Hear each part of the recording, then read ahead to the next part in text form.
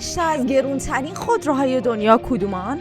رتبه 5 میرسه به آسپارک اول ژاپنی.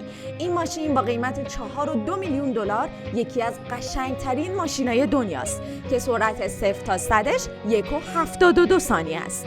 رتبه 4 بوگاتی بولیده که قیمت 4.3 میلیون دلاری رو داره.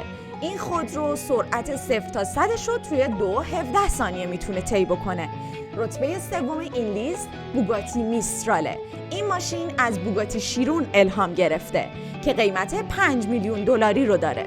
رتبه 2 میرسه به پاگانی هوایرا که 7 میلیون دلاره و ساخته دست ایتالیایی هست که سرعت 0 تا 100ش رو توی 3.3 ثانیه طی میکنه.